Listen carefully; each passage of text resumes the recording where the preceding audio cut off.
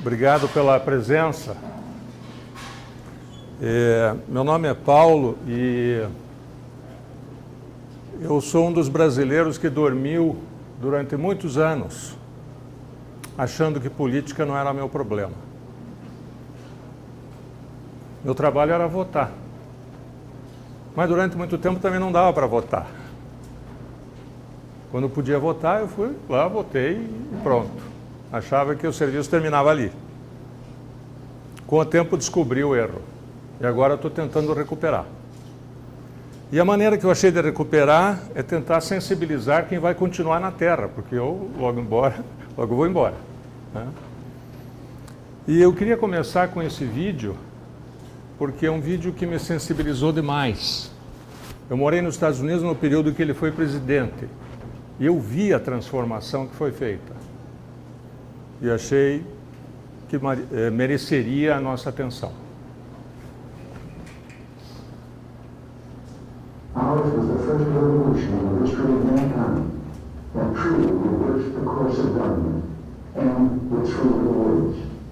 We, the people. We, the people, tell the government what to do. It doesn't tell us. We, the people, are the driver. The government is the car. And we decide where it should go, and by what route, and how fast. Almost all the world's constitutions are documents in which governments tell the people what their privileges are. Our Constitution is a document in which we, the people, tell the government what it is allowed to do. We, the people, are free. This belief has been the underlying basis for everything I've tried to do in the past 8 years. But back in 1960, when I began, it seemed to me that we began reversing the order of things. That through more and more rules and regulations and confiscatory taxes, the government was taking more of our money, more of our options, and more of our freedom. I went into politics in part to put up my hand and say, stop. I was a citizen politician, and it seemed the right thing for a citizen to do. I think we have stopped a lot of what we stopped. And I hope we have once again reminded people that man is not free unless government is limited. There's a clear cause and effect here that is as neat and predictable as the law of physics. As government expands, liberty contracts. Vamos para o primeiro slide.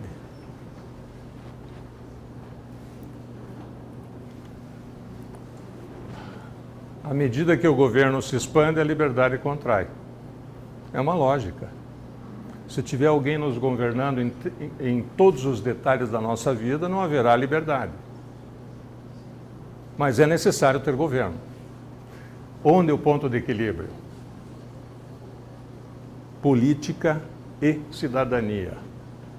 Precisamos conceituar os dois, para a gente entender o nosso papel na sociedade.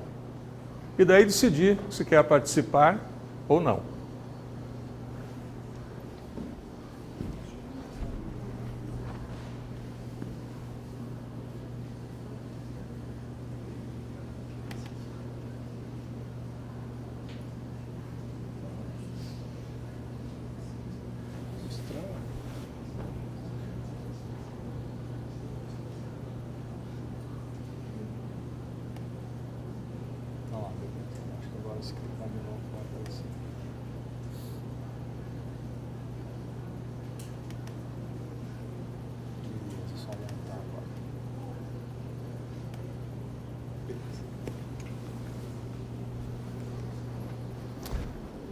Se vocês tiverem a curiosidade, no Facebook há um grupo chamado Laços de Apoio ao Brasil, vocês devem ter visto adesivos por aí. Lava Jato eu apoio. Eu faço parte do grupo inicial que fez a primeira instalação na praça em frente à Justiça Federal. E há um videozinho de 1 minuto que vocês podem assistir. E essa foi a minha primeira frase. Que eu fiquei pensando, o que salvará o Brasil? Várias coisas, mas uma delas é se for feita justiça, sem exceções. Então coloquei essa frase, a justiça é a nossa esperança. Ficou lá 45 dias e foi removida pela prefeitura, que levou todos os laços e todas as faixas. No dia seguinte, as meninas do grupo foram entregar 200 rosas amarelas doadas por uma empresa que foi convidada a participar para cada funcionário da Polícia Federal. O impacto interno foi tremendo na motivação de se sentirem apoiados pela população. Depois da remoção dos 45 dias, nós voltamos lá e fizemos nova instalação. Essa instalação durou 9 horas. Às 9 da noite tinham tirado tudo. A gente voltou e instalou de novo. Nunca mais mexeram. Depois fomos na Polícia Federal, instalamos bem alto. Um rapelista foi lá para instalar, mas o vento tirou. Daí instalamos onde o vento não tira. Lava Jato nós apoiamos. Fizemos os laços na frente da UFPR várias vezes, alguns de vocês devem ter visto, né? E fizemos até o momento 170 mil adesivos, todos com vaquinha, foram 13 vaquinhas, já foi mais de 50 mil reais. Quase 200 pessoas participando, alguns várias vezes. Depois veio a coleta de assinaturas para a lei das 10 medidas contra a corrupção. Aí esse era um posto de coleta de assinatura em Caiobá, dia 7 de setembro. E quem assinava ganhava um adesivo. Aí alguns restaurantes apoiaram a ideia e coletavam assinaturas e entregavam adesivos também. Daí fomos a Brasília entregar, né, porque a ideia das 10 medidas é que a Justiça, a Procuradoria, tenha instrumentos para recuperar o dinheiro, punir as pessoas, enfim, corrigir o que precisa ser corrigido. E uma das conclusões que eu cheguei é essa aí, olha, a evolução humana é efeito da evolução do conhecimento. Quem estudou um pouquinho de história está convencido dessa ideia. Mas essa evolução trafega por 3 grandes avenidas. Lamentavelmente, nas escolas que eu estudei, na faculdade que eu fiz, não ensinaram isso. Eu aprendi depois num grupo de estudos particular. Grupo de estudos de pessoas que se reúnem para debater. E essas 3 avenidas são filosofia, ciência e religião. Filosofia trata da qualidade das perguntas, ciência da qualidade das respostas e religião da qualidade das escolhas que fazemos com base nos princípios morais que cada religião oferece. E a história da humanidade, a história significa aquilo que está registrado por escrito, é a testemunha da evolução da atitude filosófica, atitude científica e atitude ética, portanto, moral ou religiosa. Aquela parte em amarelo ali é a superposição. É aquilo que eu consegui absorver de filosofia, de ciência e de religião e que eu consigo operar no dia a dia. Chamo de unidade do conhecimento. Porque comportamento é efeito desse conhecimento. E quem gosta de história, eu mostro para vocês o maior historiador da humanidade, o Will Durant. Esses são os que eu consegui ler. Nossa herança oriental, nossa herança clássica, César e Cristo falando de Roma, herança clássica falando dos gregos, toda a história grega, Idade da Fé contando a história das religiões, como é que elas nasceram, Renascença, a Reforma, Lutero, né? Começa a Idade da Razão, época da Elizabeth I, e estou começando a ler a Era de Luís XIV. São 11 livros. Não sei se eu vou conseguir terminar ainda nessa encarnação. Mas olhar para frente, quando você olha para frente, você olha para trás para ver a história, né? Quem lê história não precisa repetir seus erros. E quem olha para frente precisa filosofar um pouco sobre identidade, missão e estratégia, né? No particular é quem sou e onde estou, onde eu quero chegar e como é que eu chego lá. No plural, instituições, organizações, aí é onde estamos, onde queremos chegar, como chegaremos lá.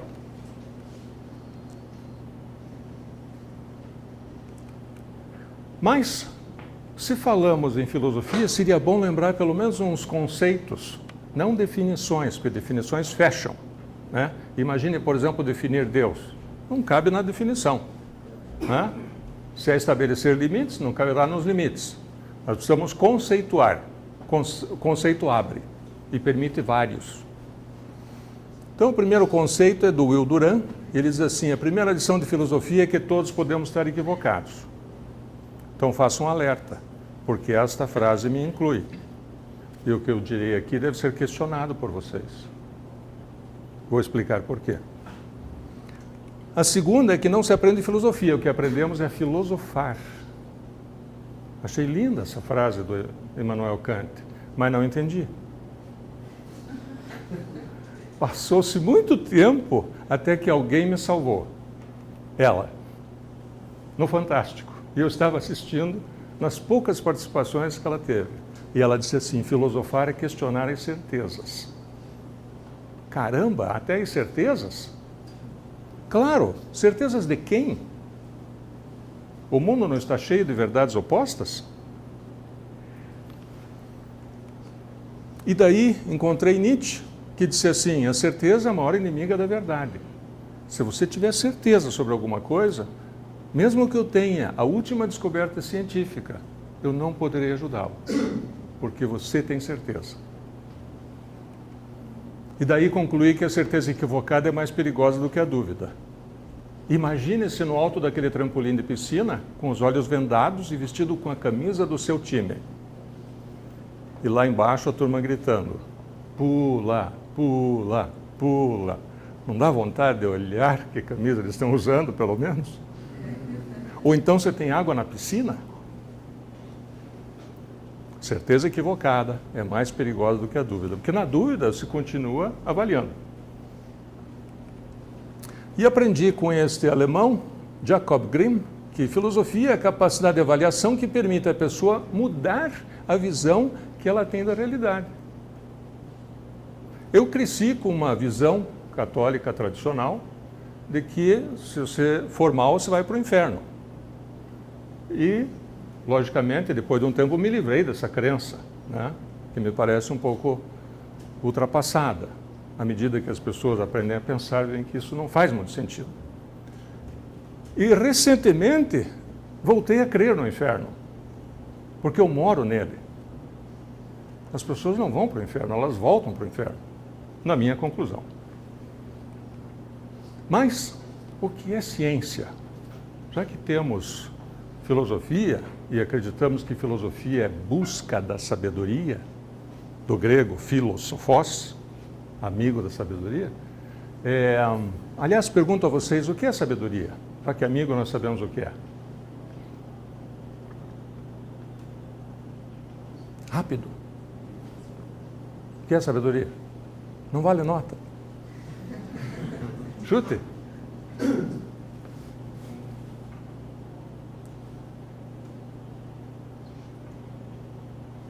Vejam, dicionário é bom, né? Essas coisas nós devíamos saber desde o 4º ano primário. Eu ouço muito que sabedoria é conhecimento, mas o sujeito saiu do país dele, veio para a América, aprendeu a voar, sequestrou um avião, enfiou numa torre para matar o maior número de infiéis. Como que o conhecimento pode ser sabedoria? Só se ele for eticamente aplicado. Isto, a aplicação ética do conhecimento. É o conhecimento eticamente aplicado. E ética é fazer ao outro o que eu gostaria que a mim fosse feito. É a regra de ouro dos egípcios. Tem a regra de prata, que é a negação. Não fazer ao outro o que eu não gostaria que a mim fosse feito. Muito bem, o que é ciência? Conceito de bolso. Curto, prático, reducionista, mas útil. Conhecimento verificável. Não é isso? Protocolos, verificação da verdade. E o que é religião, então? Já que falamos das 3 avenidas do conhecimento. Veja, se perguntássemos para um grande filósofo, o senhor poderia, por favor, me explicar qual é a origem e o destino do ser humano? portanto da alma ou do espírito, e o sentido da vida, da dor e da morte, o que é que ele nos diria?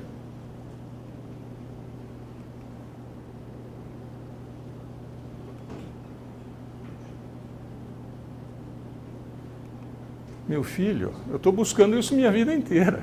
O que eu sei é que eu não sei. Eu não sei qual é essa resposta. Se você descobrir, por favor, me conte. Muito bem. Vamos então falar com um grande cientista e fazer a mesma pergunta. O que é que ele nos dirá?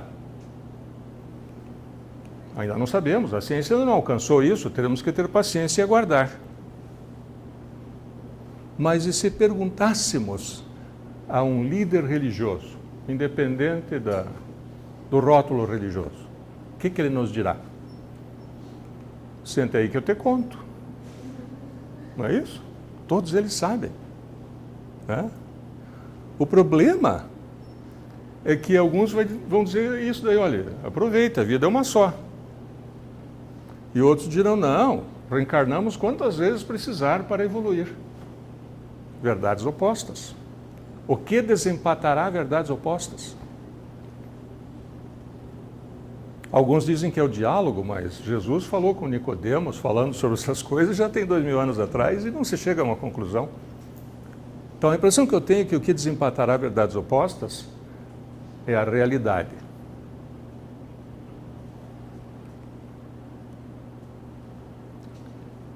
Mas qual das verdades corresponde à realidade? Então dá para concluir, pelas verdades opostas propostas pelas várias religiões, que a religião é um segmento da cultura, tentando compor respostas sobre a origem e o destino do ser humano e o sentido da vida, da dor e da morte. Ou seja, todos têm certeza, mas pode ser que nenhum esteja completamente certo. Temos partes da verdade. Temos que estudar mais. Vocês já ouviram falar do exercício da amnésia? Já, né? Não. Nenhum? Todos têm como anotar? Pode anotar no próprio celular, notas. Eu vou fazer uma pergunta que demanda 5 perguntas como resposta.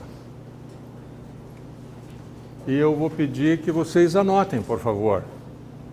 Essa pergunta é um dos divisores de água da minha vida. Depois que eu vi essa pergunta e trabalhei as respostas, a minha cosmovisão, visão de mundo das pessoas e das coisas, alterou-se dramaticamente. Faço votos que aconteça o mesmo com vocês, porque sou muito mais feliz depois. Então, o exercício da amnésia é assim. Todo mundo lembra o que é amnésia? Ou estão esquecidos? Bom, se você acordasse um dia, sozinho, em um quarto de hotel, que perguntas te ocorreriam? Em silêncio, só registrem por escrito 5 perguntas, por favor. Que 5 perguntas te ocorreriam?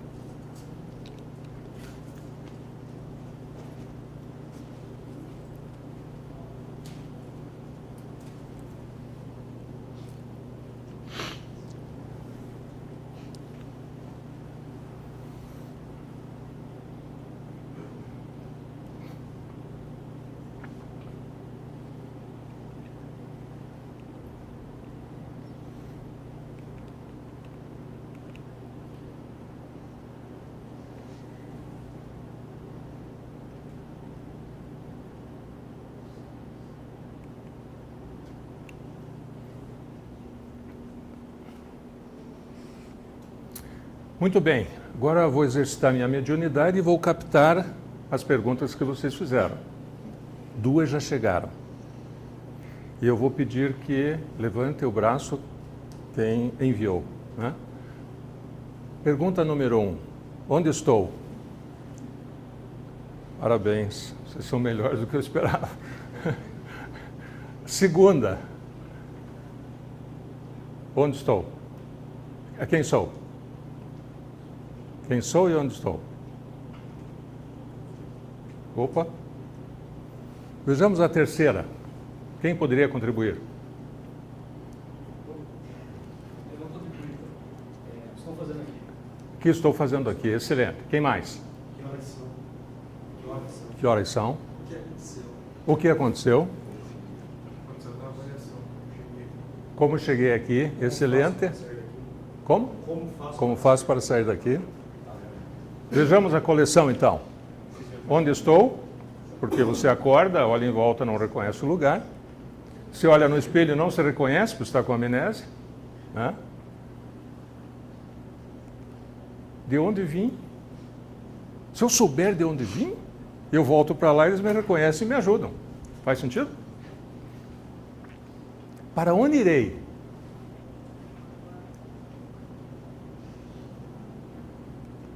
E para que estou aqui? Não é por quê. Porque remete àquelas ideias antigas de resgate, castigo, etc., né? Como é que eu cheguei? Com a cegonha. Foi isso que minha mãe me disse. Mãe, como é que eu vim parar aqui? A cegonha te trouxe, filho. Ah? Então vejam, onde estou? Imagine dar o nosso endereço galáctico para um ET.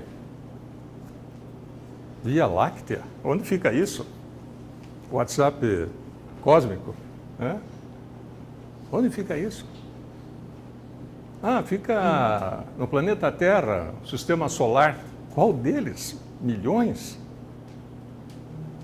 Mas enfim, estamos na Terra. Onde estou? Num hotel chamado Terra, numa escola chamada Terra. Aprendendo pra caramba. E aplicando o que já sei. Agora, quem eu sou? Dá para olhar na cadeira de identidade, mas não vai explicar muito, né? Não fala do meu passado. De onde vim? Para onde irei? Quem saberá? Agora, para que estou aqui? O coerente, observável, cientificamente demonstrável que estou aqui para aprender, mas também para ensinar. Olhando a diferença entre as pessoas, a gente observa um cabedal interessantíssimo de diferenças. E eu me lembro de um professor dizendo assim, é curioso, os senhores rejeitam o diferente, mas me digam, é possível aprender algo entre iguais? Viva a diferença. Estou aqui lembrando de um cliente mexicano que numa reunião disse assim, e era no bar, né? Porque em México somos todos machos. E o nosso colega, outro gerente, contemporâneo de escola de Fidel Castro, um cubano, disse assim, bueno, em Cuba, metade somos homens, metade mulheres, e é muito mais divertido. Muito bem.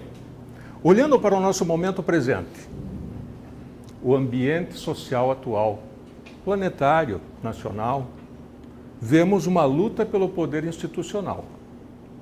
Começa lá na nossa herança oriental, 10 mil anos atrás, começo da agricultura. E as armas são ideias e narrativas, versões.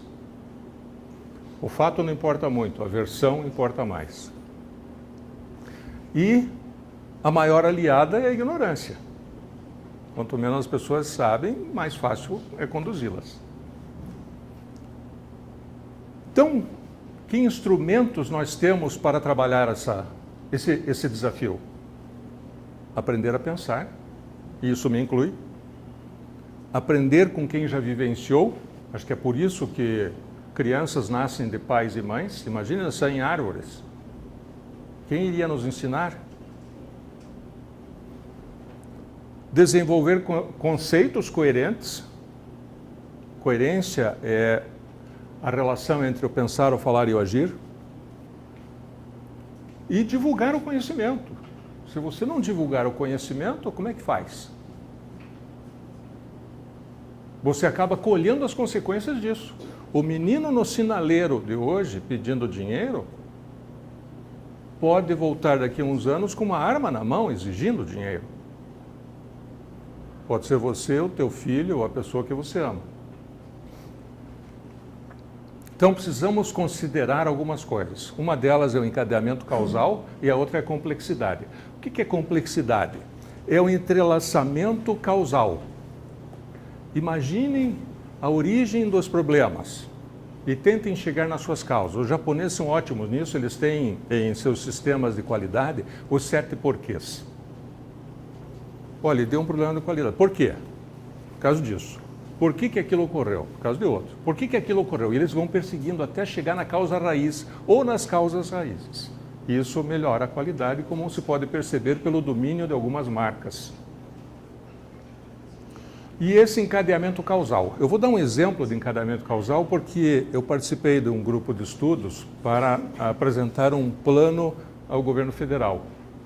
Nós relemos lá o Ponte para o Futuro e queríamos contribuir. Então fizemos lá um think tank e elaboramos algumas coisas. Então eu queria mostrar para vocês um dos resultados, né? Um projeto de poder requer perpetuação, né? Se você for tirado, você não continua no poder. Então, você precisa perpetuar-se no poder. Para perpetuar-se, você precisa mais leis populistas. Ou seja, agradam a todos. Elas podem não ser úteis nem eficientes, mas elas agradam a maioria. Por exemplo, tem um déficit na Previdência. Não vão mexer porque isso dá perda de votos. Então, mais populismo, mais sustentação no poder. Mais aparelhamento. Se você aparelhar o governo, você abre mais órgãos públicos, mais cargos, isso gera mais despesa de pessoal, mais gasto, mais custo, mais déficit. E mais estatização. Quanto mais estatais, mais cargos, mais despesa de pessoal, menos competência técnica, você vai pôr os amigos e não quem é realmente competente. Daí você tem menos eficiência, daí você tem mais déficit fiscal. O déficit fiscal vai aumentar a dívida pública, porque cada vez que a arrecadação for insuficiente para cobrir as despesas, você aumenta a dívida pública, toma mais dinheiro nos bancos. E daí, para você não deixar essa dívida aumentar demais, você aumenta impostos. Isso aumenta os custos de produção, reduz o acesso ao mercado, você fica com mais dificuldade de competir, por exemplo, na exportação. Isso derruba o produto interno bruto, aí gera mais desemprego, mais desigualdade, mais pobreza, mais bolsa, mais populismo. Com o aumento da dívida, você está pagando mais juros para aquele dinheiro que você está devendo para os bancos. Como o governo, você tomou dinheiro, tem que pagar os juros. Esses juros aumentam os preços. Isso aumenta a inflação. Aumenta a desvalorização da moeda. Reduz a previsibilidade para os investimentos. Gera perda de competitividade. Mais fuga de capitais, menos investimentos, inclusive na saúde.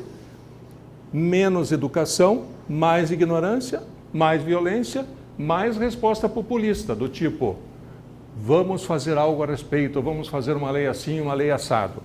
Leis nós temos milhares. A aplicação da lei é que é o problema.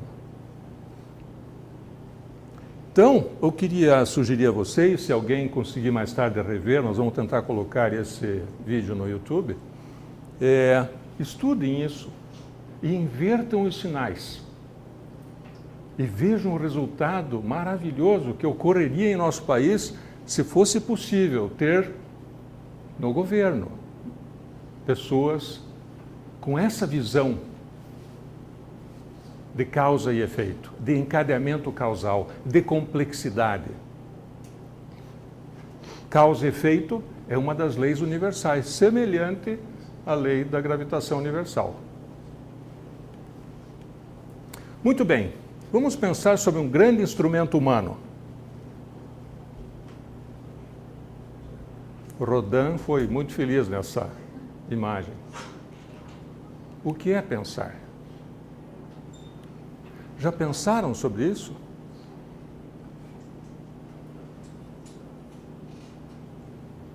eu também não sei o que é pensar.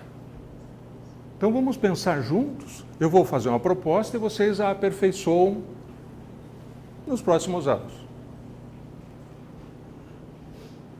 Pensar é lembrar e combinar dados, informações e conhecimentos, experiências, com o objetivo de produzir soluções para projetos e desafios da vida.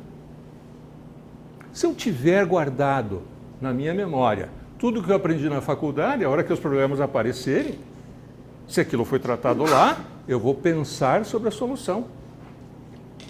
Agora, se eu não tive a oportunidade de estudar, ou se eu tive a oportunidade de estudar, mas não estudei, não aprendi, não retive, não li depois disso. Lembro aqui de um grande médico que disse assim, é curioso, eu conheço jovens que se graduam aos 25 anos e morrem, só serão enterrados aos 75. Morrem para o conhecimento, que nunca mais voltam à faculdade, à escola e aos livros. Eu sou um deles. Só voltei para fazer pós-graduação aos 50. Lamentavelmente. Felizmente, trabalhava numa empresa grande e tinha vários cursos e aprendia alguma coisa e gostava de ler. Isso me salvou um pouco, mas não muito. Muito bem. Sobre pensar, avaliem essas duas colocações. Pensamento organizado e pensamento arrumado. Para mim é um termo novo também, mas eu achei muito interessante. Eu vou mostrar duas imagens e vocês vão tentar associar pensamento organizado e pensamento arrumado com a imagem que você acha que corresponde a essa ideia. Uma floresta artificial e uma floresta natural. O meio influencia a criação do eucalipto. O meio influencia. Certo.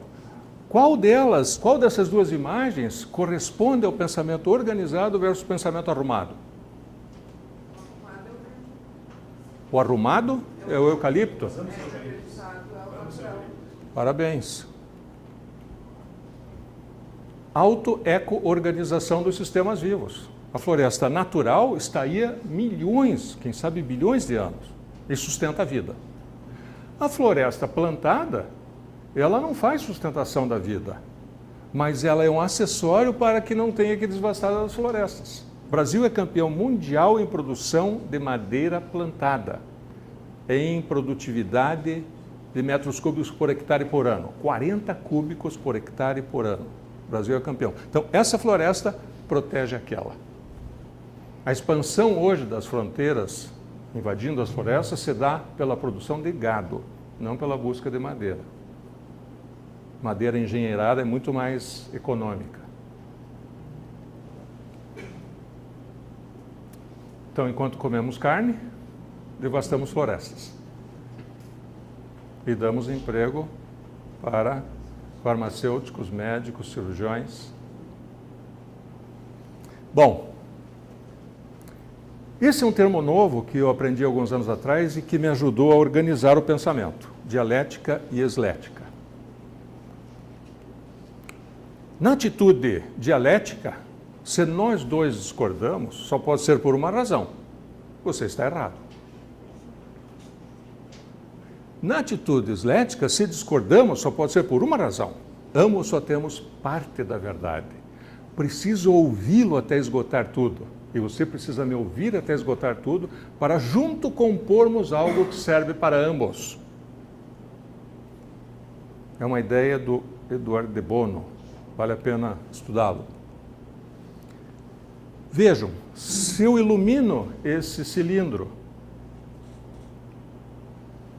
esta é a minha verdade e aquela sombra é verdadeira.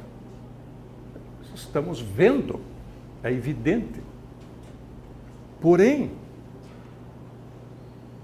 a visão de um outro também será verdadeira, uma sombra quadrada, porque ele está olhando por um outro ângulo. É a vista do meu ponto. Era o nome da coluna de um professor meu, no tempo da administração, 1973.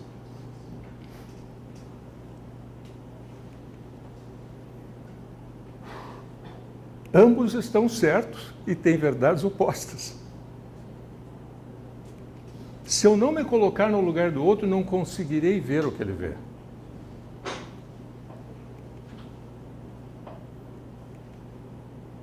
Muito bem. Essa é uma pergunta que eu fazia a meus alunos de administração na Faculdade Leocádio Correia alguns anos atrás. Foram 14 turmas e era unânime o resultado. Quem gosta de política, por favor, levante a mão. Poucos, né? Quem não gosta de política, por favor, levante a mão. Tudo bem. Quem não sabe, por favor, levante a mão. Não há nada errado em não gostar de política. Os que não gostam serão governados pelos que gostam. Essa frase é muito antiga. Você pode não gostar e mesmo assim se engajar. Beleza. Então, o que é política? Precisamos de um conceito. Já pensaram sobre isso?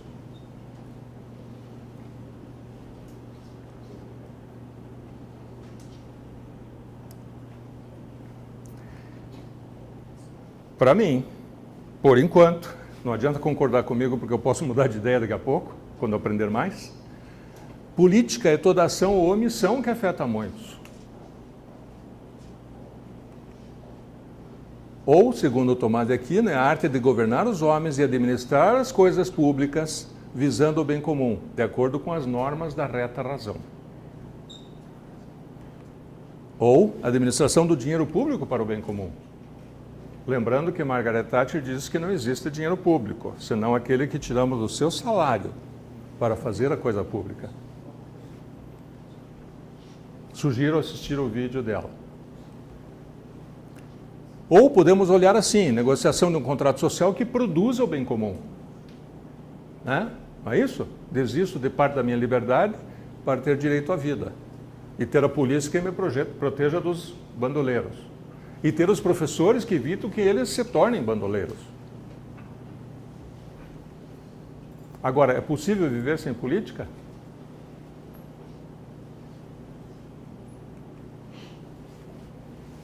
Na minha opinião, não. Seria a anarquia, a ausência de governo, a ausência de organização, a ausência de ordem. Isso existia no passado. Tanto que as pessoas não queriam viver no aberto, elas queriam viver no burgo. Porque o burgo tinha proteção, tinha soldados defendendo, tinha muro. Só que para morar no burgo, você tinha que pagar. E para pagar, você tinha que produzir. Fazer flecha, fazer arco, fazer bota, fazer blusa, fazer comida, fazer potes de barro ou de metal. Então, o burguês era aquele que produzia os bens, que gerava a renda que sustentava o burgo. Eu vejo muitas críticas à burguesia. É uma tristeza. É uma falta de compreensão. Na Venezuela, todos os burgueses foram embora. Quem produzia e tinha algum dinheiro foi embora. Aí quem era atacadista, que comprava do produtor para vender para os lojistas, foi embora. Os lojistas, sem poder corrigir seus preços, à medida que importavam produtos mais caros, devido ao desequilíbrio cambial, só tinham prejuízo. Foram embora. Ficou quem? O povo, a fome e a polícia. Conclusão: não há vida inteligente fora da política. Mas não há vida inteligente dentro da politicagem, que é o que nós detestamos. Quem não gosta de política, na verdade, não gosta da politicagem da política, porque a política é algo nobre e necessário. Um pouco mais estendido, o processo social, onde o poder coletivo é delegado pelo voto, né? Organizado e usado nos sistemas sociais. Nas sociedades complexas, ele é estruturado em torno do Estado, por meio de um ordenamento jurídico. Se não houver lei, é uma terra sem lei, vocês sabem como é. Na opinião do grande Marcos Túlio Cícero, senador romano, cônsul por um tempo, a política é o mais nobre dos chamamentos. Ser pai e mãe é ser nobre, porque você está construindo um ser, conduzindo ele até a autonomia pensante, social e econômica. Agora, ser responsável por uma creche é algo mais importante, que são muitos. Agora, imagine ser responsável por decisões que afetam uma nação. Há algo mais nobre?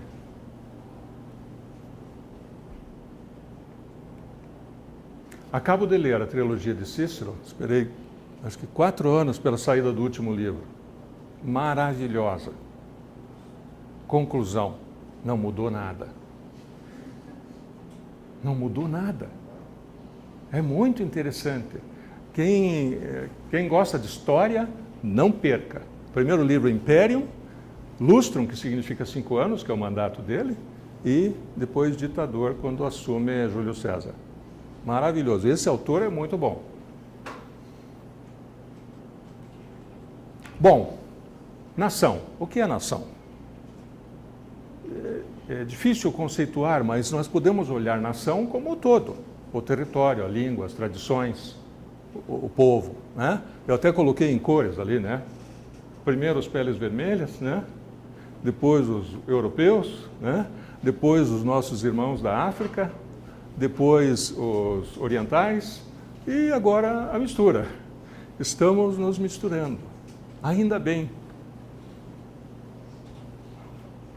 E daí o Estado, estruturado para coordenar a evolução da nação. E aí os temporários, que são os governantes do momento. Né? Sistema inventado pelos gregos para substituir os tiranos. Né? Demos kratos, democracia, não é isso? O que significa democracia? Traduzindo do grego. Poder do povo. Demos, povo. Kratos, governo ou poder. Né? Mas não é governo do povo. É povo no governo. E temporário. Essa era a segurança deles. Não é bom? Troca. Vejamos rapidamente regimes, formas e sistemas de governo. Ou é democracia ou é ditadura. Pode ter as nuances aí no meio, mas os extremos são esses. Exemplo de democracia, ali o parlamento inglês. Exemplo de ditadura, pessoas fugindo. Né? Formas de governo, quando o presidente e o rei acumulam ou não a chefia de Estado e governo. A rainha não manda nada. Né? Sistema de governo, presidencialismo ou parlamentarismo. Mas o que é partido?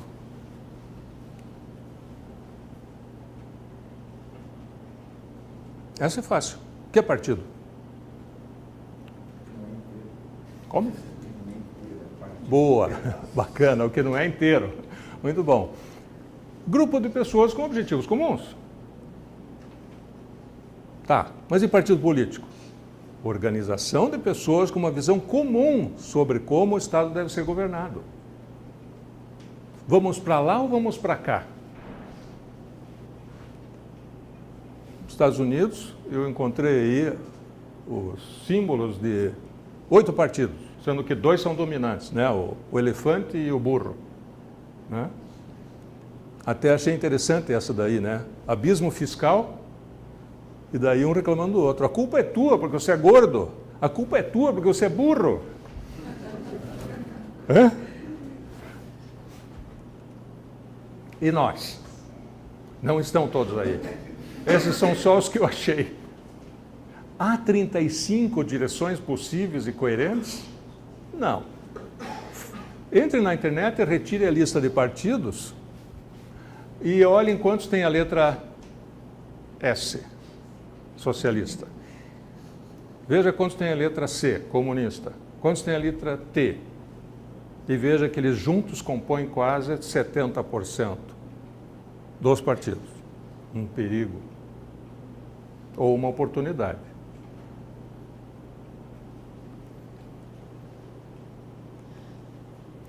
Quando foram fundados? 1 por ano. Depois de 1990. 1 por ano. Deve ser uma boa o fundo partidário, né? Eu ouvi falar que tem um partido aí que é contra o fundo partidário, não me lembro qual é agora. É? Tá. Bom, obrigado, Rubens. Partido é parte, portanto, nunca poderá ser maior que a nação. Aprendi isso com o Green, professor Antônio Green. Sempre que um grupo partidário tentar torná-lo maior que a nação, cuidado. Isso já aconteceu em outros países, sabemos no que deu. E o que é república? Essa é fácil, né? Coisa pública. Aquilo que é de todos. Então, é um regime democrático baseado na eleição de indivíduos que irão exercer partes do poder por tempo indeterminado. Por tempo determinado, com independência. Tempo determinado, 4 anos, e com independência. Eu ouvi notícia ontem que querem estender os mandatos para 5 anos e senadores 10 anos. Alô? Vamos falar dos gregos para eles. Mas não pode falar grego, porque nem português eles entendem. Montesquieu, no livro O Espírito das Leis. Só o poder freia o poder. E de quem é o poder? De quem tem um título de eleitor. Mas se ficar limitado a votar, não se interessa por quem o outro vai votar,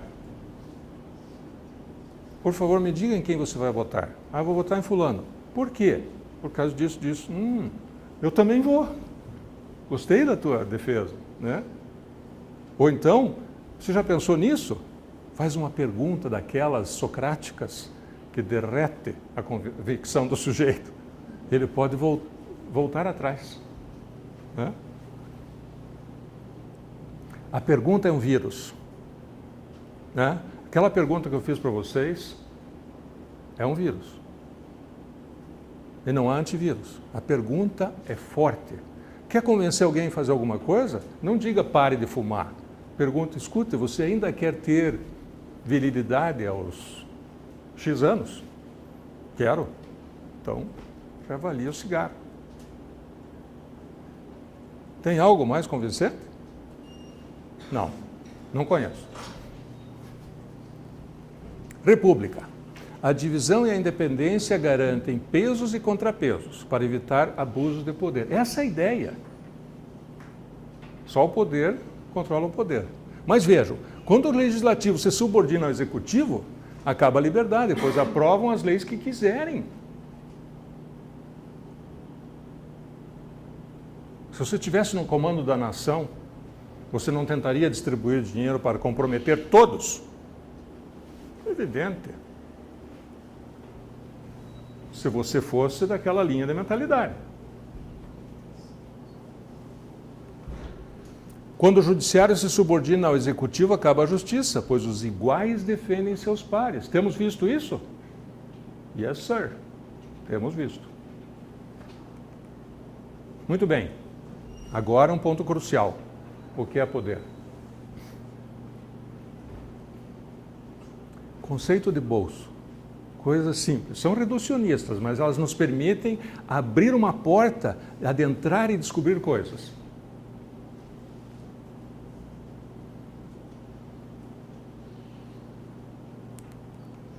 Governo não é poder. Poder é Deus. Ou as leis naturais, para quem achar que a resposta é outra, né? Tente conter um vulcão, um terremoto, um furacão, né? Governo é responsabilidade. Ouvi isso desse médico. Responsabilidade sobre muitos, sobre toda uma nação.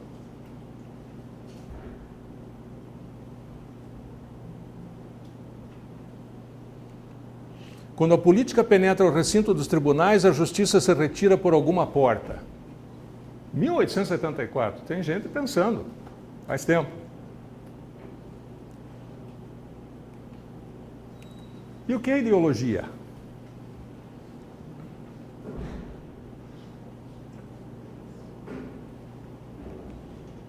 conjunto de ideias que tem por base uma teoria política ou econômica.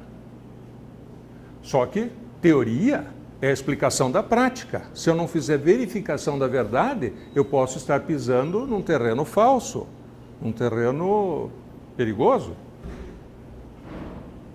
Ciência é fazer verificação da verdade. A história é um instrumento importante para nos ajudar a fazer leitura dos efeitos de certas ideologias. Eu procurei no Aurélio e achei essa daí que é interessante. Fanático. Aquele que se julga inspirado por uma divindade. Eu, por exemplo. Mas há 3 tipos de fanatismo: esportivo, religioso e político. Você concordaria em trocar de time? Deixar de torcer para aquele teu time adorado e amado? Não. Por que você acha que o outro vai trocar a ideologia dele, religiosa ou política? Não é fácil. Mas a certeza equivocada é mais perigosa do que a dúvida. Quando meu filho chegou para mim e disse: pai, para que time você torce? Eu percebi o momento e reagi assim: para nenhum. Como? Eu vejo você assistindo futebol. Não, mas é a seleção, filho. Não, mas aqui na cidade. Eu disse: não, aqui na cidade nenhum. Por quê? Filósofo, né? Por quê? Filho, lembra que nós vimos na televisão aquele moço sendo morto a ripadas num jogo de futebol? Sim. Pois é. Você quer se arriscar a isso? Eu também não quero. Passado alguns dias, era o enterro da minha mãe. Um parente perguntou para ele: e aí, André, como é que está o timão? Eu não torço. Daí eu me incomodei. Filho, mas nem para a seleção? Ele disse: não, pai, é que agora lá no condomínio eu tenho um amigo argentino. Matou o mestre, né? Fiquei muito orgulhoso. Muito bem. O fanatismo esportivo mata pessoas do outro time. Isso é lamentável. Mostra o nosso nível de atraso evolutivo. Moral. Moral é a defesa da vida. Portanto, o desenvolvimento, a evolução moral nossa, nesses casos, é muito baixa. O religioso, né? Mata-se os infiéis. Alô? E o político? Por falta de conhecimento profundo, adotamos ideologias que podem ser danosas. Vejam, por exemplo, a origem das expressões esquerda e direita. Alguém sabe qual é? Hã? Revolução Francesa. Isto. Está aí uma reunião dos Estados Gerais na França, né? Os girondinos ficavam à direita do rei e os jacobinos à esquerda. Os que eram a favor dos privilégios da aristocracia e do rei ficavam à direita, e aqueles que eram contra.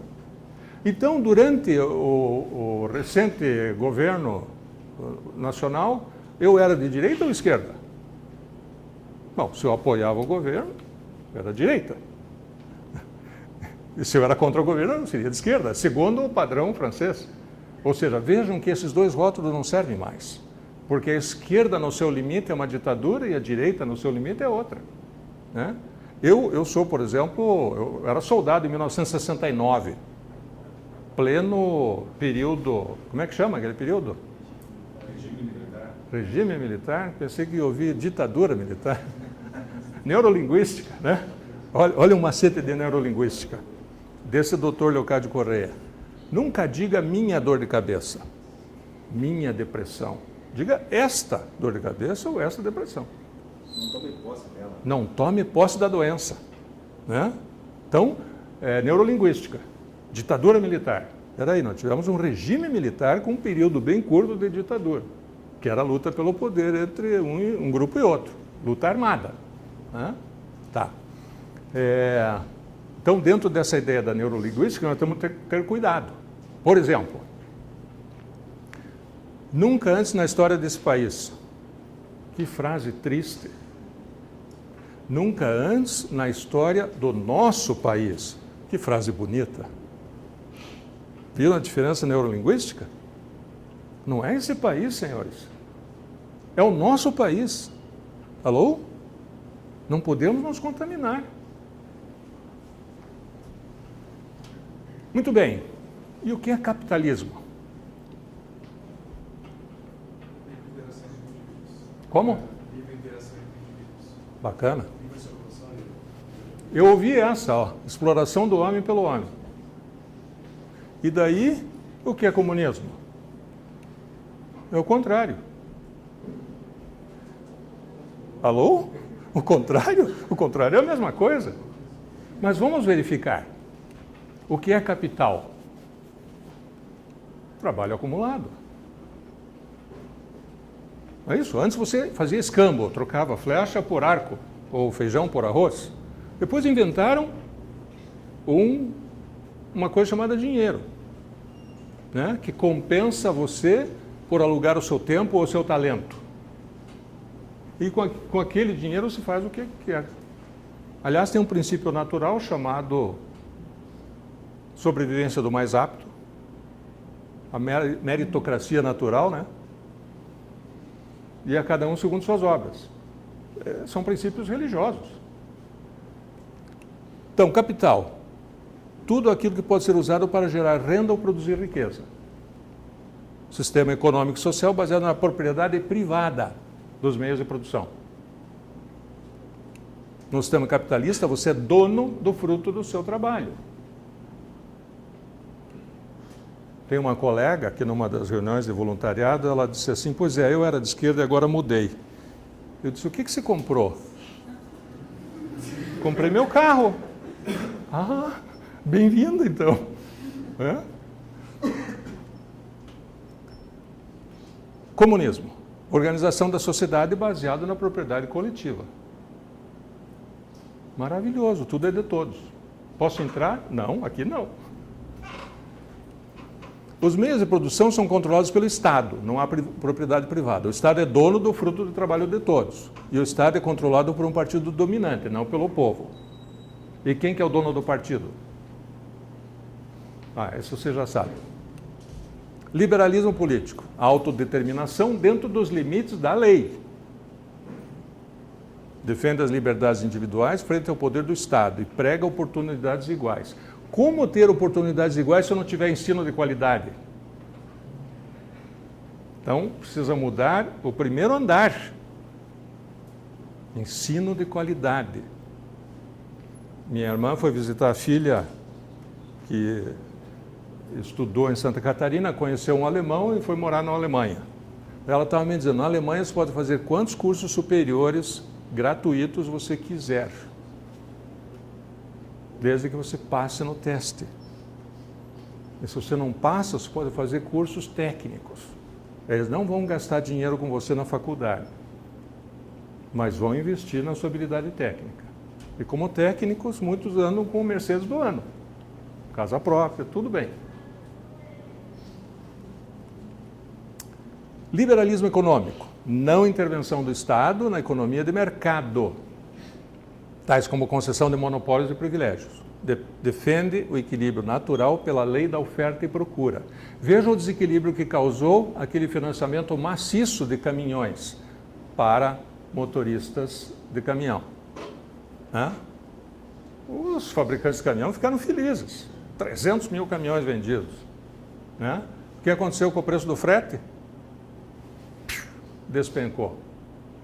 Alterou o equilíbrio natural que vinha sendo construído. Aí eles não podiam pagar os caminhões. Essa intervenção atabalhoada nas leis de mercado, leis naturais, né? O seu dono do único Fusca 60 inteiro da cidade. Quer 3 mil nele? Não, só me ofereceram 40, eu não vendi. Oferta e procura. Agora eu vou impor a você que venda por 3 mil? acontece como na Venezuela. Os produtores vão embora. Neoliberalismo prega a intervenção indireta do Estado no controle de preços por meio da estabilização financeira e monetária. Social-democracia, segundo alguns autores, intervenção econômica e social para promover distribuição de renda. Perguntaram para Peter Drucker, o inventor do termo administração, quando veio para o Brasil numa palestra. Peter, nosso país tem um problema sério de distribuição de renda. Qual a tua opinião? Como fazemos para distribuir renda? Não se distribui renda. O que os senhores precisam distribuir é conhecimento. Maravilhoso. Mas temos que distribuir conhecimento. O Brasil está na hora da escola. Nenhuma criança fora da escola. Ideologia de centro-esquerda surgida no século XIX por partidários do marxismo, que acreditavam que a transição para uma sociedade socialista deveria ocorrer sem uma revolução, mas sim por meio de uma gradual reforma legislativa do sistema capitalista, a fim de torná-lo mais igualitário. Belíssimo. Mas funciona? Se fosse possível, né? Aí tornar-se-ia verdade, mas como fazer com a mentalidade vigente? E corrupção? Qual a diferença entre corrupto e corruptor?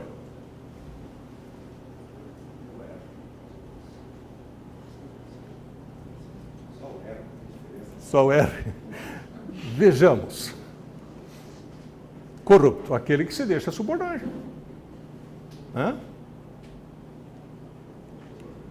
Corruptor, aquele que detém o poder para impor a corrupção. É o sequestro. Ou paga, ou a pessoa morre. Quantos funcionários você tem? 60 mil. Quer uma obra da Petrobras? Quero. Vai ter que ajudar o partido. 60 mil funcionários, o que se faz? Não me rendo. É o que eu fiz, já fechei 3 empresas. Meus colegas vendem sem nota, eu não consigo vender sem nota. Meus princípios me agridem, eu vou ficar doente se eu fizer isso. Chega uma hora que você não tem como pagar as contas, daí tem que ajudar as pessoas a achar um novo emprego e... Então, é pela omissão dos que sabem, que os que não sabem levam uma nação onde ninguém gostaria de ir. Então, eu estou tentando pagar minha pena de ter sido ausente da política, da sensibilização política durante tantos anos. Então, agora eu faço palestra. E como voluntário. Só que por razões egoístas. Porque, como você já viu, eu sou reencarnacionista. Então, eu acho que quando eu invisto nos mais jovens, eu estou investindo nos meus futuros ancestrais. Que se eu vou voltar para a Terra, o que eu vou encontrar aqui? Se não aquilo que eu permiti que continuasse por omissão, não ajudasse a mudar, ou ajudasse a estragar, inclusive.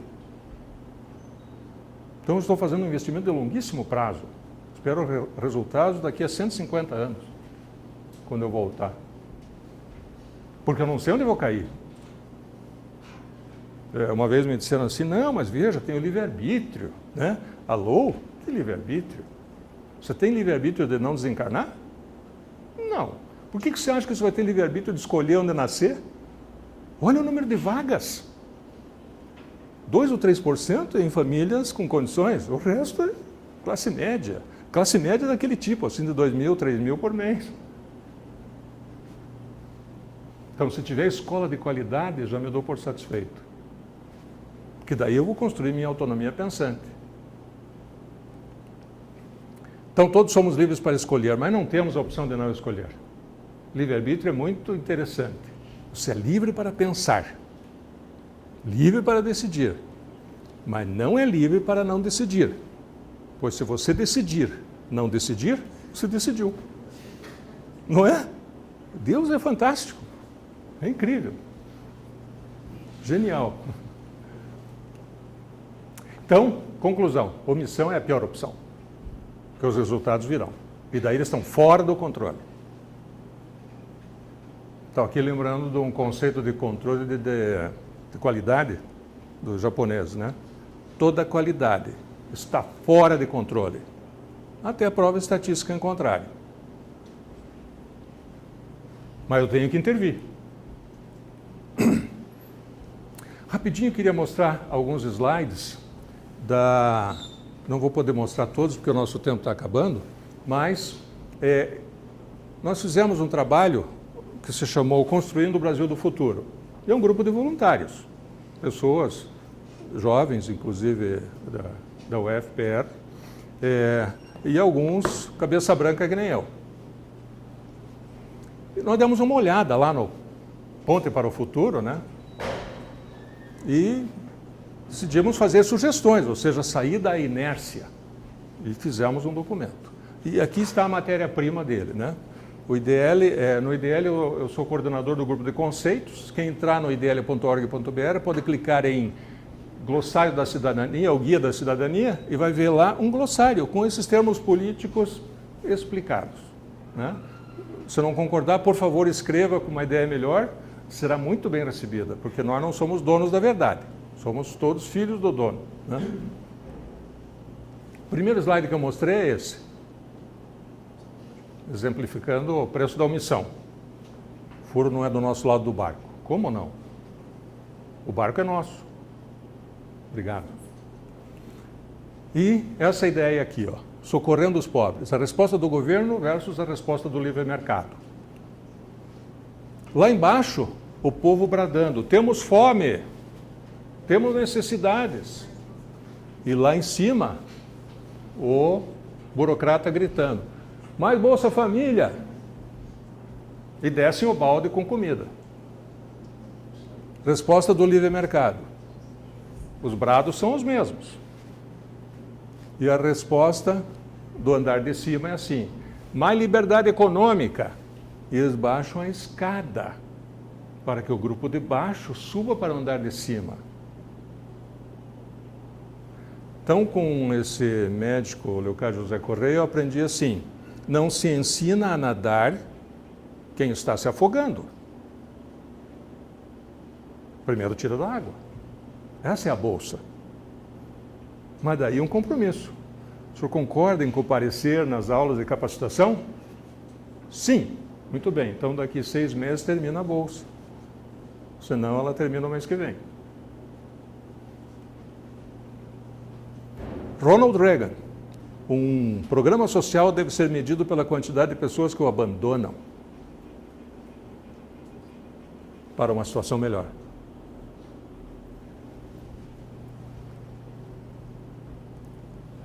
Não há nada mais caro do que as coisas que o governo fornece gratuitamente. Eu vi, achei interessante, concordei, mas não quantifiquei. Até que eu fui na inauguração de um lar-escola que a gente ajuda, porque recebem 160 crianças, porque a cidade não tem creches em número suficiente e as mães precisam trabalhar.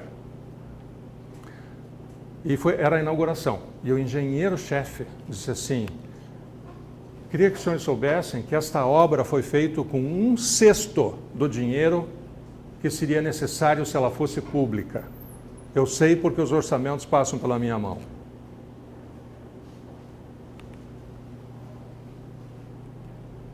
Muito bem, um bom diagnóstico é meio caminho para a cura. Todos sabemos, né? Se eu souber onde é que está quebrado, eu vou consertar a perna certa. Então, eu vejo a Lava Jato como uma cirurgia corretiva. Sempre tive muita fé que ela poderia dar certo. Mas é só cirurgia, vai remover o tumor. O que nós precisamos é a vacina preventiva. Leis que instrumentalizem o Poder Judiciário para fazer justiça. A justiça é a nossa esperança.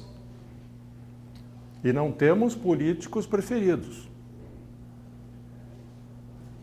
Ah, fulano também pôs a mão na massa lá atrás. Sim. O Cunha também. Mas ele fez o trabalho dele e depois avalia. Vamos seguir a lei. Então pegamos esse documento, listamos, vimos o que ele tratava e adicionamos algumas coisas e fizemos algumas sugestões. Por exemplo, equilíbrio fiscal. Olhem esse descalabro. Lá em 2014, o Orçamento Geral da União era de um dispêndio de 2,36 trilhão. Olha onde vai a grana. Juros. Ah, faz o calote. Já vamos falar do calote.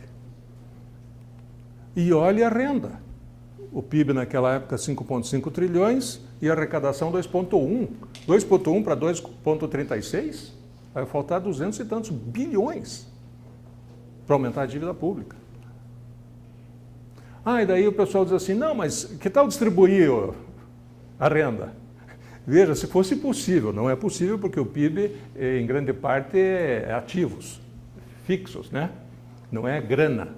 Mas se você pegasse 5 trilhões dividido por 140 milhões de eleitores, o quinhão seria 35 mil para cada um, no mensal daria 2.900. Um país de pobres. Olha a dívida pública. 2002 era 800 bilhões. Recentemente, quase 4 trilhões, 5 vezes mais. Você investiria dinheiro num país que tem esse desequilíbrio fiscal? Olha, a chance de você ter o dinheiro de volta seria muito baixa. E o país tem poupança própria para fazer investimentos? Não. Então, tem que equilibrar o câmbio. Tem que dar credibilidade, gastando menos do que arrecada. Portanto, diminuindo o Estado. Olha os credores da dívida. Bancos nacionais, onde está a sua poupança? Se não está, estará. Fundos de investimento. Entidade de previdência aberta e fechada.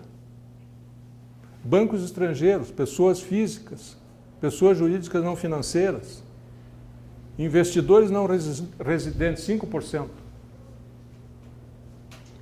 Tem como fazer calote? Buraco da Previdência. É um furo e continuam cavando. Setor público, 2.400.000 aposentados, recebendo 23 bilhões.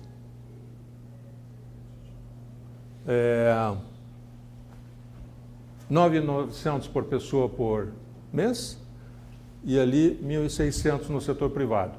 Há um desequilíbrio claro. Há castas. Precisamos rever isso. PIB. Fala-se que nós estamos crescendo, mas os índices estão caindo. Mas estamos crescendo. Passamos de 5,3 para 5,5. É um crescimento. Mas a inflação foi 10%. Então é um crescimento falso. Uma arrecadação de 1.700, passando para 1.900, e o gasto passando de 1.700 para 2.100. 2.300, como nós vimos, né? 2.100 foi o realizado, que não tinha grana, depois dos cortes. Resultado. Só em 2015, 1,8 milhões de empresas fecharam. Efeito. Encadeamento causal. Abre 5 vagas, milhares de pessoas. Vejam que degradante. Engenheiro de produção, formado na UFF, desempregado há 1 ano, em busca de oportunidade para sustentar minha família. Honesto, ético, comprometido e cristão. Posso lhe entregar meu currículo? Me dói ver isso.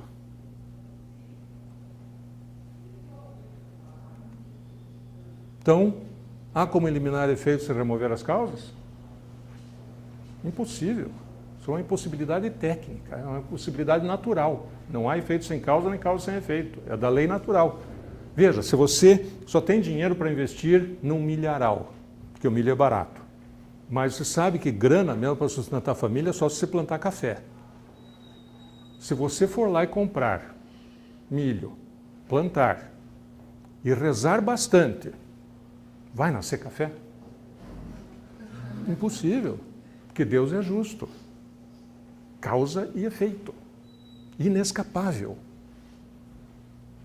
Mas não se preocupe, todos temos seguro de vida. Somos imortais. Não o corpo, mas nós somos imortais. Então, isso vocês já viram, e aqui está com os sinais trocados.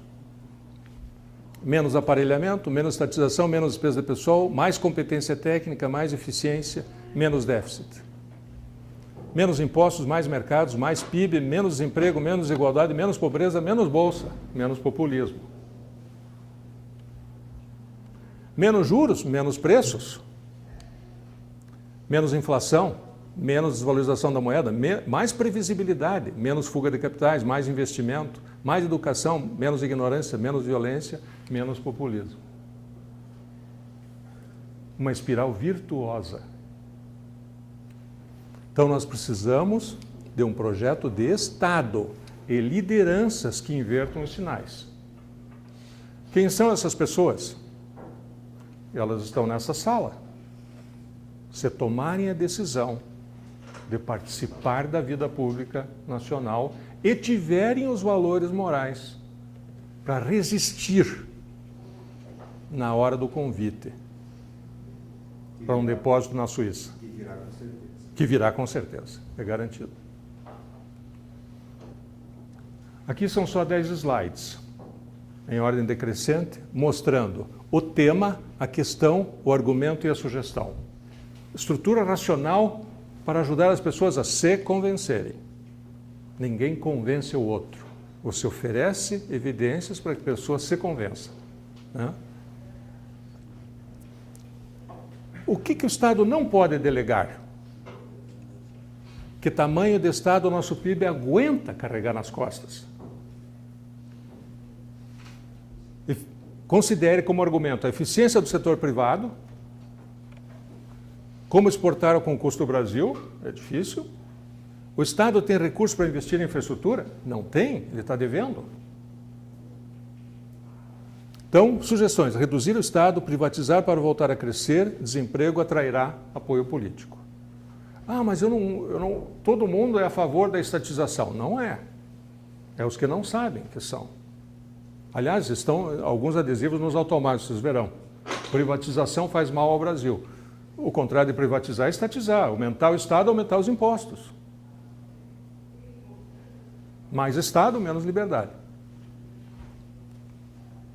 Número de estatais. Federais, 131. No total, mais ou menos 800.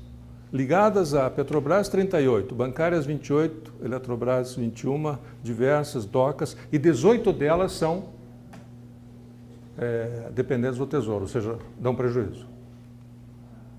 Privatizações antes de 2002. Arrecadação pequena, mas elas custavam bilhões para o país, deixaram de custar. Uma delas é a Vale. Tornou o aço nacional competitivo e atraiu um monte de montadoras de automóveis para o Brasil. Gerou uma quantidade brutal de empregos. Déficit da Previdência. Como defender um sistema de castas? Como manter paz social sem poder pagar aposentados? Veja, são perguntas duras. A longevidade é efeito da evolução, mas pressiona o sistema previdenciário. Antes o sujeito se aposentava, vivia 5 anos e voltava, né, para a origem. Agora o sujeito fica 25, 30 anos recebendo. Como que os outros países enfrentaram o desafio?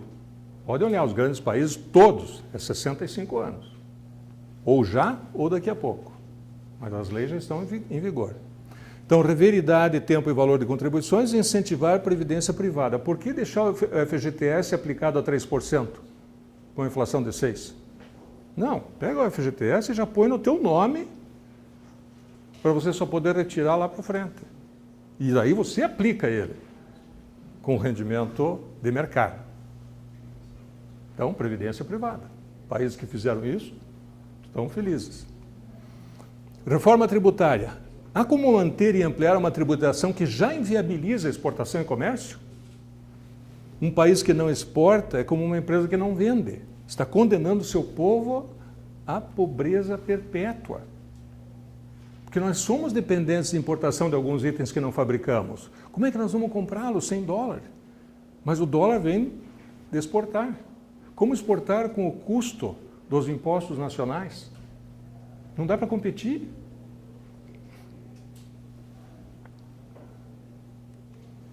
Curva de Laffer, conhecem? Imposto zero, arrecadação zero. Imposto de 20%, arrecadação proporcional. Imposto de 60%, a arrecadação cai. Ou seja, quanto maior a taxa, maior a sonegação. E daí há o desequilíbrio. Algumas empresas vão bem porque sonegam e outras vão mal, porque não querem sonegar. Lista de impostos e taxas nacionais. 35 taxas, 32 contribuições, 16 impostos, 7 fundos, 2 adicionais, mais o imposto sindical obrigatório, 17 mil sindicatos. Países evoluídos têm 100 e poucos. Então, naquela época havia a conversa do imposto temporário, volta do CPMF, né? Então, a pergunta era, há espaço político para o novo imposto? Pode haver espaço para a remoção do imposto e inclusão de outro? Que era a nossa sugestão, né? Avaliar os que são sonegáveis e permitem a corrupção e substituir por um não sonegável. Por exemplo, pega lá um imposto bem complicado, bem e fácil de sonegar, tá?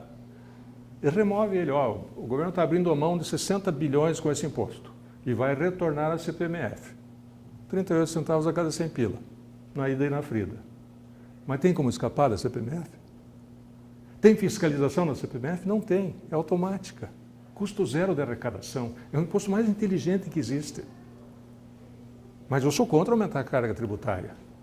Então vamos substituir. Tira um imposto ineficiente e põe um eficiente barato.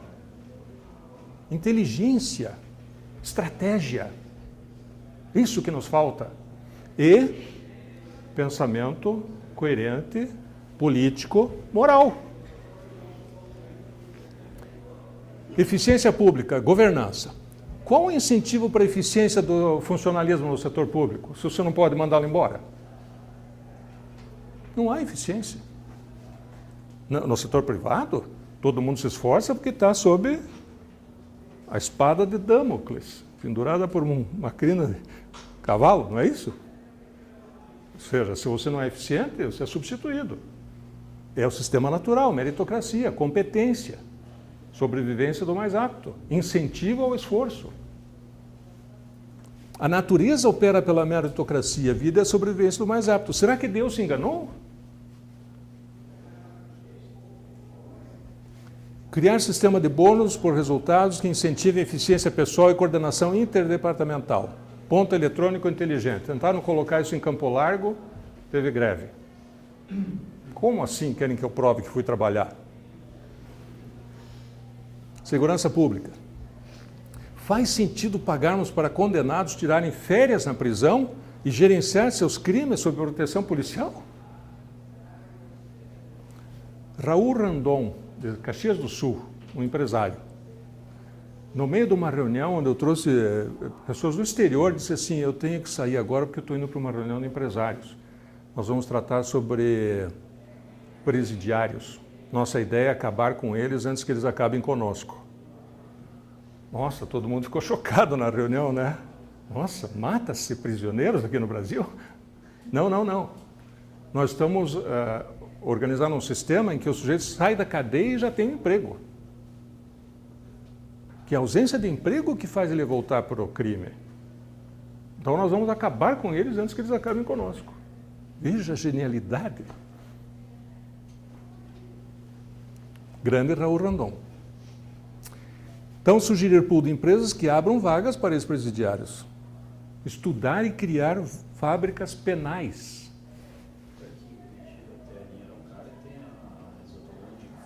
Teve uma teste na CNN, se não me engano, eles têm mais 50, 60 funcionários que são presidiários, ex-presidiários que compõem o corpo da fábrica, né, que foram empregados depois de cumprir suas sentenças, custo baixo.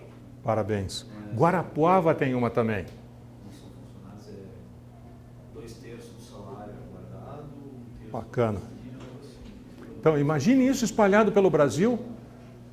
Teríamos uma produção de um custo interessante Eles teriam uma poupança, teriam uma capacitação para quando sair. E a cada dia trabalhado, 3 dias trabalhados. Ainda reduz a pena. Excelente. Educação. Há como competir no mercado global sem técnicos competentes? Há como instruir e educar sem autoridade moral e cognitiva? Ou seja, os professores precisam ser capacitados também. Como preparar melhor a profissão das profissões, que é o de professor? Sem mão de obra qualificada, estaremos nos condenando à mediocridade perpétua.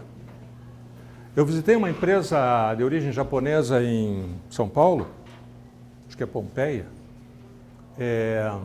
Eles tinham 3 regras. Quem começa, termina. Aí ninguém aponta o dedo para o outro. Quem precisa, busca. Daí eles negociam entre si para ter as coisas tudo mais perto, para ter eficiência. Né? E não deve precisar perguntar. Imagine o treinamento que é necessário para você não precisar perguntar nada. Inclusive os desenhos das peças eram todos plastificados em varal no teu posto de trabalho. Não tem que ficar esperando um engenheiro ir atrás. Não precisa perguntar. O treinamento é tão fantástico que todos sabem tudo. A filosofia deles, a dúvida gera desperdício. Se eu tiver que parar para perguntar, eu deixei de produzir. A metodologia deles é que a redução de custo vem da redução do tempo. Consequentemente, você está produzindo mais, você agrega um valor maior ao seu produto. Exatamente. Quem quiser conhecer a empresa, chama-se Jacto. Pulverizadores. Vale a pena. Muito bem. Faltam 3. Burocracia. Faz sentido dificultar o surgimento de novas empresas? Não são elas que geram os empregos? Quem cria emprego gera riqueza, impostos, taxas e contribuições? É a empresa. É o burguês. Estudar sistema legal de país onde se abre uma empresa em uma semana.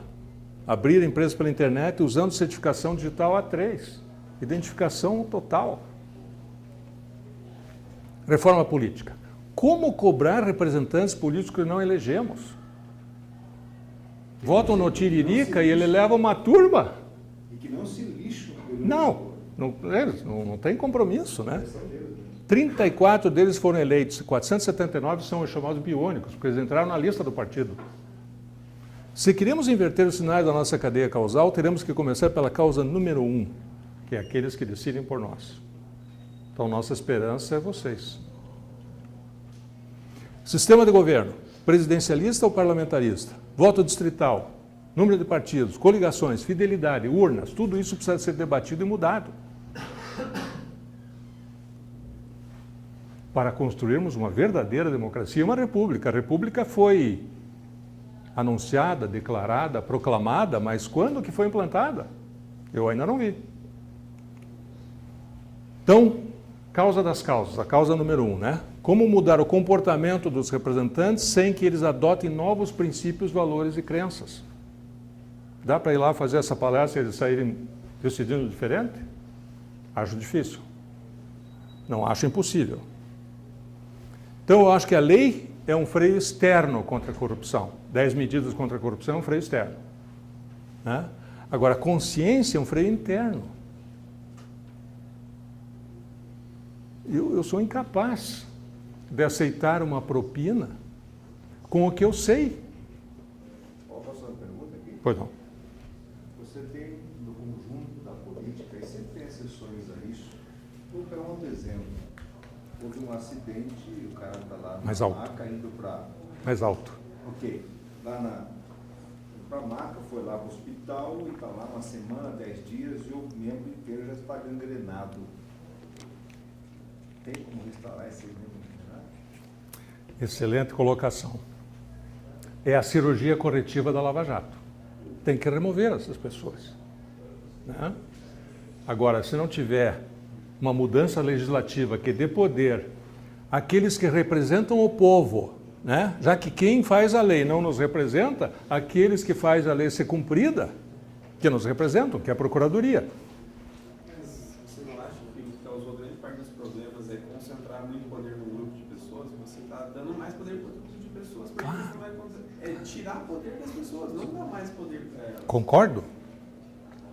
Veja, o partido não pode ser maior que a nação, né? Agora, 35 partidos, todos compráveis, Faz a concentração que eu falei lá, quando você junta os S's, os T's e os C's, você vê, meu Deus, estão todos mancomunados no mesmo projeto. Então precisa renovar a política. Como é que renova? No longo prazo é com vocês, né? No curto prazo é nós na rua.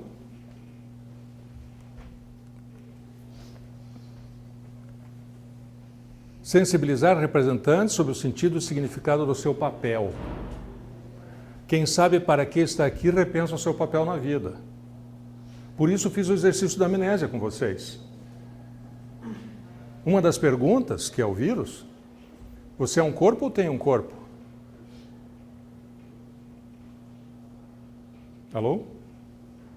Você é um corpo ou tem um corpo? O corpo sabemos para onde vai. Deteriora. Agora, você é uma alma ou tem uma alma? Você é um espírito ou tem um espírito? Se você é um espírito, você é imortal. Se você é imortal, existia antes de nascer ou não? Se existia, voltará? Você volta, encontrará o quê? O que ajudou a construir. E não é castigo, é escolha. Né? Lá atrás, se eu existia antes e era corrupto, aí quando eu fui estudar, era aquilo. Tive grandes dificuldades. Colhi o que plantei. Muito justo. Não é castigo nem punição, é só consequência. Então, se eu não sei qual é meu papel na Terra, vida é uma só, vamos aproveitar.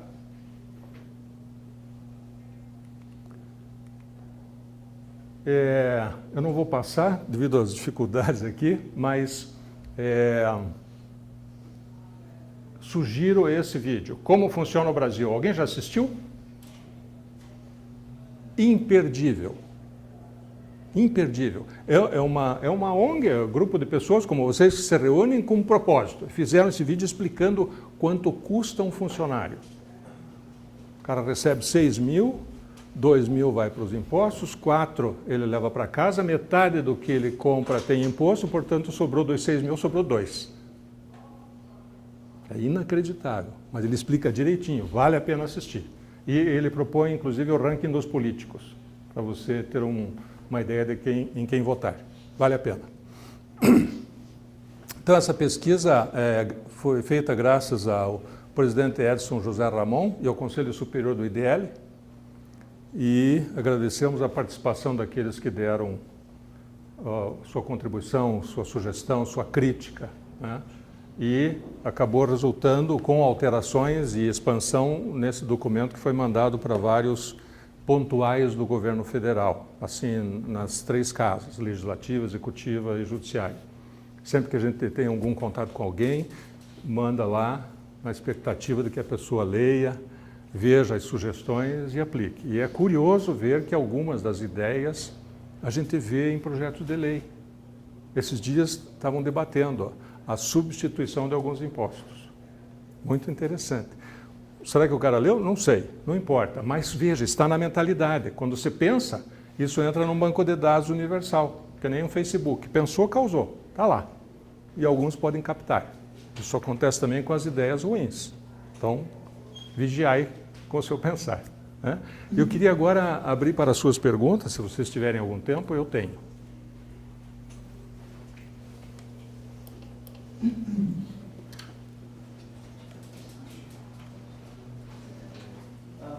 vou perguntando o IDL. Sim. Em que sentido o IDL atua hoje aqui em Curitiba? Quer saber? Então, o IDL é um grupo de pessoas de várias funções privadas, né? Empresários, profissionais liberais, enfim, que se reúnem tentando responder a pergunta: como é que nós podemos ajudar o nosso país, né? A se repensar como nação, como sociedade, né? Então, por exemplo, nós achamos que o povo tem que ir para a rua e expressar-se em grande volume para sensibilizar os nossos representantes. Então, fizemos anúncios nessa direção. Achamos que tirar esses presidiários aí, está errado. Então escrevemos lá para o Supremo dizendo da nossa insatisfação. Aí o ministro Fachin manda para o plenário lá o negócio do Palocci, né, o habeas corpus do Palocci. Mandamos uns parabéns. Ou seja, a maneira é essa. Já que o IDL representa uma parte da população influente, né, da nossa cidade, então a gente intervém nas medidas governamentais, estaduais, municipais, estaduais e federais. É uma maneira de participar ativamente da vida política, fazendo apoio, né? Enfim, é uma das maneiras. A outra é se reunindo. Fizemos lá uma reunião com o Ministério Público. Como é que o IDL pode ajudar os senhores no seu trabalho? Olha, tem um estudo assim, assado da Fundação Getúlio Vargas e da Anistia Internacional. Se os senhores quiserem colaborar com eles lá, fiquem à vontade. Opa, já abriu a porta. Tá? Fizemos contato, recebemos um convite para propor leis de iniciativa popular no combate à corrupção. Então, se vocês, qualquer um de vocês, tiver uma ideia brilhante, olha, eu sei um jeito de diminuir a corrupção, por favor, escreva para o IDL, minha ideia é tal. Ela vai chegar nos coordenadores, um deles sou eu, e a gente vai incluir no pacote e vai mandar. Será que dá certo? Não sei. Tudo começa com um pensamento, com uma ideia. Não, se não fizer nada, não vai dar nada certo. Ah, se você não fizer, não vai dar nada certo, mas se você fizer alguma coisa, né, pode dar certo. A minha contribuição, eu tenho até medo dela, mas é simples. Todo mundo já deve ter assistido um filme do Velho Oeste, né? Lembram do cartaz? Procura-se. Aí tem a imagem do sujeito e embaixo, recompensa. Procura-se. Corruptos. Recompensa e sigilo. Nós somos os fiscais do uso do dinheiro que tinham de nós. Margaret Thatcher. Não existe dinheiro público, senão aquele que tiramos do seu contra-cheque. Então, essa é uma das maneiras, tem outras. Comentando o gancho do Rodrigo, hoje no IDL vocês contam com a participação de pessoas públicas ou pessoas que trabalham no setor público? E a segunda pergunta é se vocês atuam no cenário Curitiba e Paranaense, além do nacional, que eu vi que vocês atuam no nacional. Como que vocês tentam influenciar o nosso cenário aqui hoje, o mais próximo, né? Eu sou muito novo no IDL, o próprio IDL é novo, né? Mas eu tenho visto participação no grande incêndio, que é o nacional, né? Vocês vejam a quantidade de medidas apavorantes que você vê na mídia, né? Lista fechada, foro privilegiado, abuso de autoridade. Vejam a neurolinguística do abuso de autoridade. Quem será contra o abuso de autoridade? Todos? Não, todos, mas Todos nós. Eu sou contra o abuso de autoridade. o abuso de autoridade. Isto. O que eles estão propondo é outra coisa. Isto. Então usa seu rótulo de abuso de autoridade, né, que é uma embalagem maravilhosa. Todos somos. É uma permissão do abuso de autoridade. Isto. E lá dentro põe um jabuti, né, dizendo que se o juiz fizer isso, ele pode ser processado por interpretação da lei. Veja o perigo. Você vai pegar e tirar. Mas não tem instância de corrigir um Claro. Você nem é o CNJ. Se você não está satisfeito com a decisão do juiz Moro, vai para o tribunal acima dele, que é o Tribunal Regional Federal, e apresenta o caso e o tribunal julga. Acabou de fazer isso, né?